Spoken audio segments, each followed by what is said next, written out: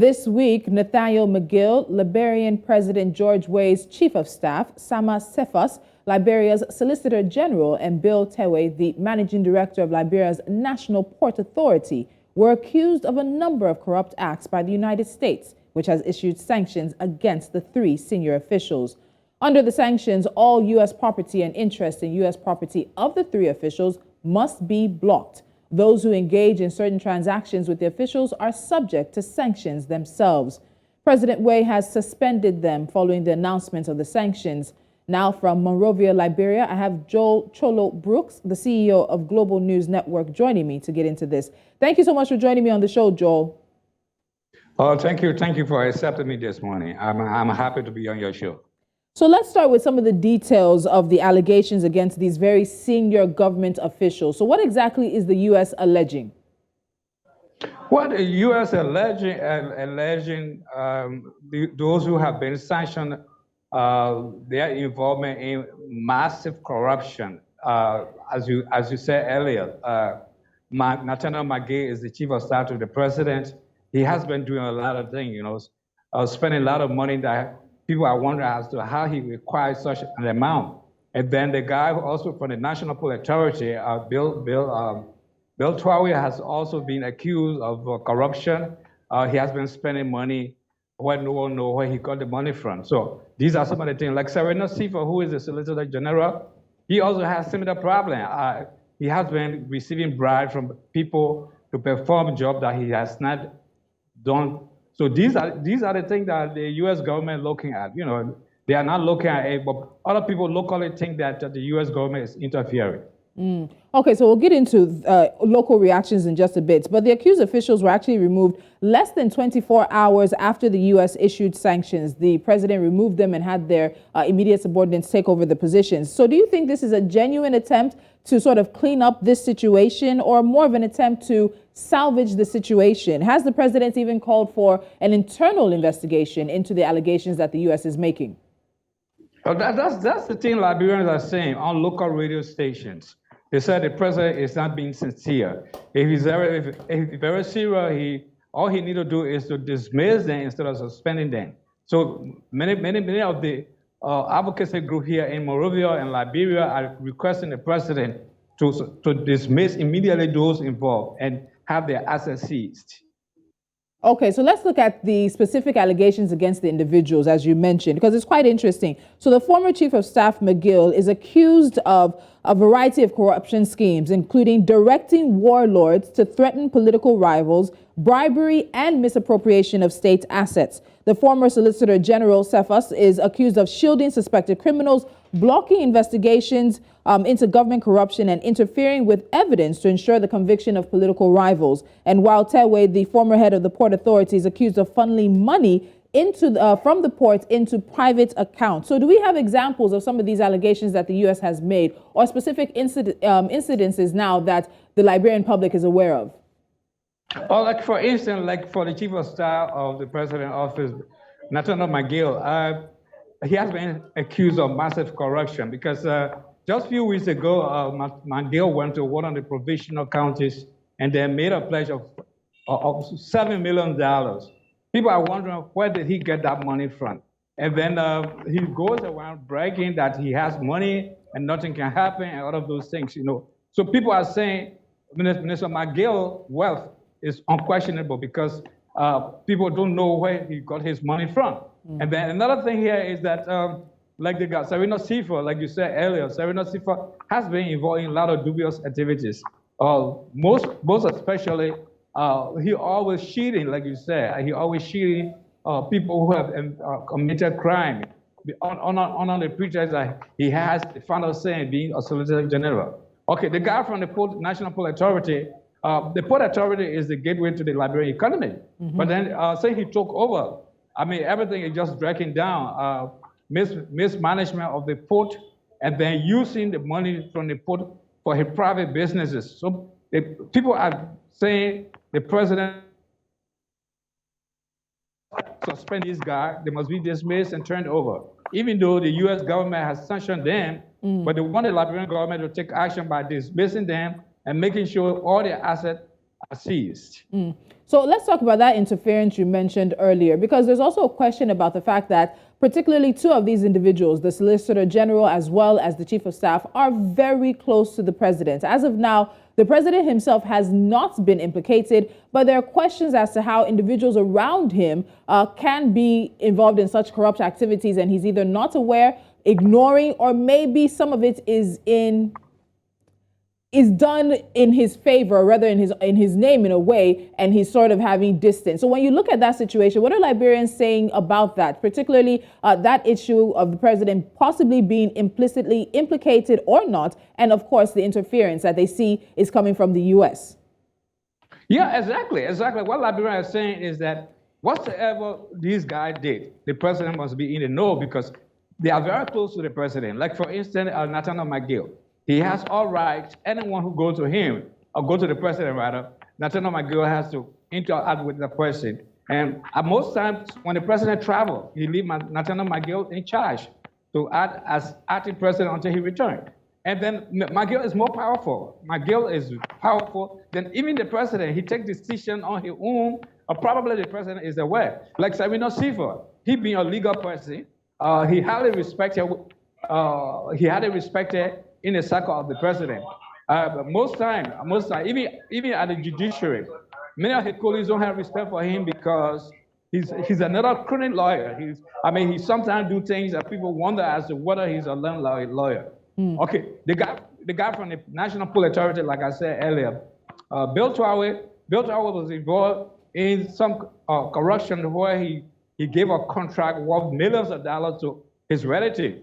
And that issue was swept under the carpet. The whistleblower was also threatened, and he had to leave the country by force. So these are the allegations being levied against these guys. And unfortunately, I'm very sure many Africans can find some similarities in the issues of corruption in their countries as well, watching this Liberia situation unfold. But let me also emphasize again, these individuals are the people who make up parts of the president's kitchen cabinet, as it's typically called around the world. But they're not the only government officials who have been implicated. Just about 2 years ago, or over the past several years, you've had two senators as well as a passport director also sanctioned by the U.S. in just a few years. So how bad is the issue, or how endemic is the issue of corruption in Liberia, and how is the way administration really addressing it?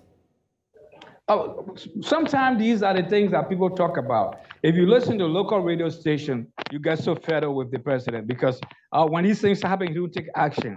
So people are blaming him.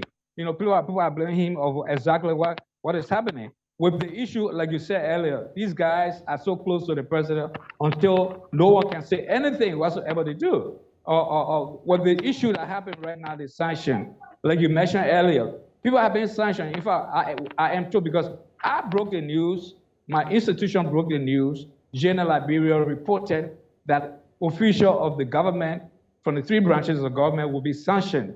And when I did that report on my online paper, the very McGill told the president that it's a fake news. In fact, he told others, journalists, not to even listen to me because my report is fake. So at the end of the day, when the report came out from the Treasury Department, people started commending me, People started commending me. Like there's a such issue right now that I am investigating, that Mr. McGill has transferred a huge amount to a local bank, to a bank in the region, all right? Specifically in Ghana, totaling $4 million. But he also, after calling him to verify, he refused to answer my call. Yesterday, I am told that he talked to a few journalists and denied the report. So I said, okay, fine, you deny the report. Why you refuse to talking to me? Because I'm the one who broke the news. So these are the things that are happening. Yeah. Okay, so what is being done? That's the next question that has to come. Liberia ranks about 136 out of 180 countries in terms of corruption by the Transparency International, the global corruption watchdog. So under President George Weah's administration, even though corruption supersedes him, we all know that it happens in many African countries. What moves has this administration done to either plug the loopholes, sanction and investigate and prosecute individuals, and show that it has absolutely zero tolerance for corruption? Well, as far as I am concerned as a journalist, the president, this current government has not done anything to prosecute or to bring to public disgrace official who has been linked to corruption. I mean, the president is always shielding his people. So some time ago, I always like to make reference of my reporter. Some time ago, I reported on the issue of employee in the president's office who requested for $5 million from an investor who came to invest in Liberia. I broke the news, and the president decided to set up a committee to investigate. Up to now, we don't know the outcome of that report. So, I mean, people are so disappointed in the CDC-led government. I mean, when these things happen, people blame the president. Say, well, since he can't take action, probably he's aware. That's the reason why he don't want to take action. So people want him to take action. With the issue of the suspension, people are demanding, even the human rights group here, they are demanding that Mr. President dismiss those who are linked to this issue that brought sanction on them. And he should not just say suspension. Yeah, I mean, so that's it. All right. So, Joel, let me even ask this. It's easy for us to talk about the millions of dollars, the bribery, the money left and right. But in actual terms, corruption costs African economies. It costs African people in terms of development, healthcare, education. What do you think the cost of corruption has been for Liberians and Liberia? Well, corruption has been a long-term history in Liberia. All right. Even during the tenure of President Ellen Johnson, time, there was a lot of misapplication of government funds, and for her at that time, for every time she heard it, she take action. So people commended her for that. But this government has deliberately refused to take action on people who have been accused of corruption.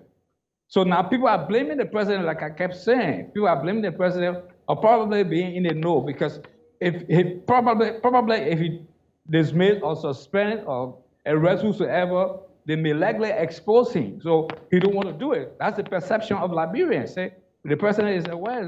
That's the reason why he don't want to take action on these guys who are plundering into our wealth. Like the issue of McGill.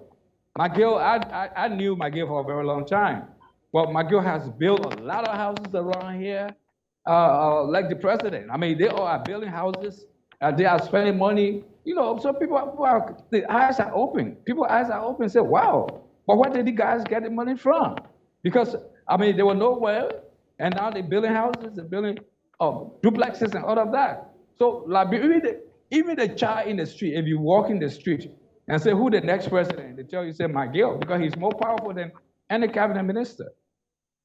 Let me ask this final question. So the U.S. says that the sanctions mean that property and interest of the three individuals in the U.S. will be blocked, and anybody who engages in certain transactions with them could also face sanctions themselves. I know I asked you about what the president should do in terms of investigating these three individuals on the Liberian side, but let me ask you about what your expectations are. There's what we want to happen, and there, in all truth and honesty, what we expect to happen. What do you expect to happen next?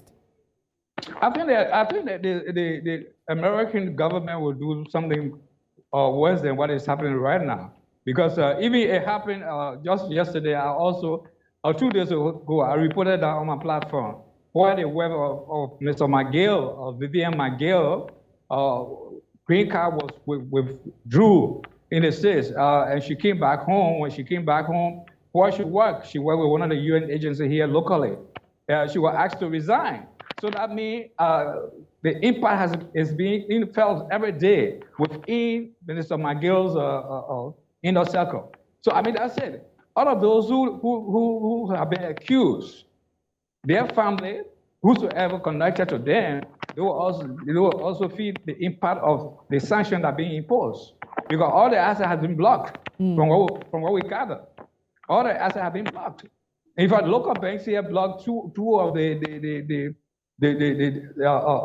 who have been accused of corruption, like McGill, and not McGill, like Serena Sifa, and then the guy from the port.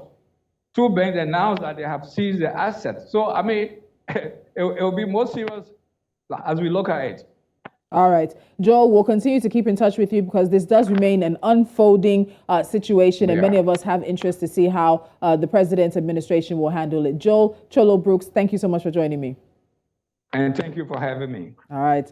And the story coming from Liberia, which is, again, Sub-Saharan Africa's oldest republic, is one that many have their eye on. A number of senior government officials and just regular government officials have been implicated in corruption scandals in the past few years. There are accusations that the U.S. government is interfering by sanctioning them, but there are also accusations that President George Weah's administration is treating the issue with kid gloves. We'll watch how this develops in the long run. Now we're going to move straight into international business news. You're watching Business Edge. Do stick around.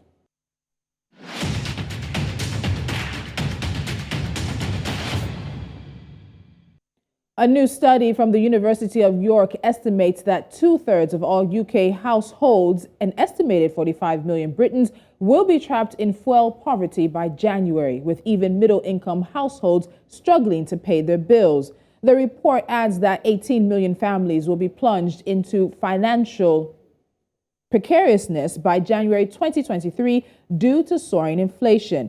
The region hardest hit will be Northern Ireland, with 76.3% of families battling to make ends meet, followed by Scotland at 72.8%, and then the West Midlands coming in at 70.9%. Stocks swung in Asia on Friday as investors tried to assess the Federal Reserve's plans for lifting interest rates to fight inflation, with mixed data and differing opinions by bank officials providing little clarity. The rally across markets from their June lows appears to have run out of steam this week after minutes from the Fed's most recent meeting showed it was determined to keep lifting borrowing costs until prices were brought under control.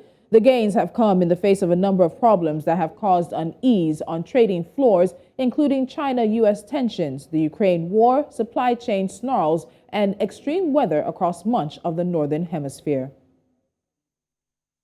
2 months after Turkish President Recep Tayyip Erdogan promised lower interest rates, the central bank has delivered, despite raging inflation and a consensus among economists that it should be raising them instead. The Monetary Policy Committee said after cutting its key rates by 100 basis points that it would also further strengthen the macro-prudential policy set to reinforce its monetary policy transmission mechanism. The average rates for commercial loans in liras spiked to 30% in July, the highest in 4 years. The U.S. dollar climbed to a fresh one-month high against major peers on Friday as Federal Reserve officials continue to talk up the need for further interest rate hikes. The dollar index rose 0.14% to 107.63 after earlier touching 107.72, its highest since July 18. The gauge is on track for a 1.8% rally this week, which would be its best weekly performance since June 12th. The greenback rose to 136.38 yen, its highest since July 28th, and is on track for a 1.99% weekly rise, its best showing since June the 10th. You're watching Business Edge. We'll take a quick time out, but when we come back, in Southern Africa, Zimbabwe is looking for a new way to address a decades-old problem. We'll have the details after this.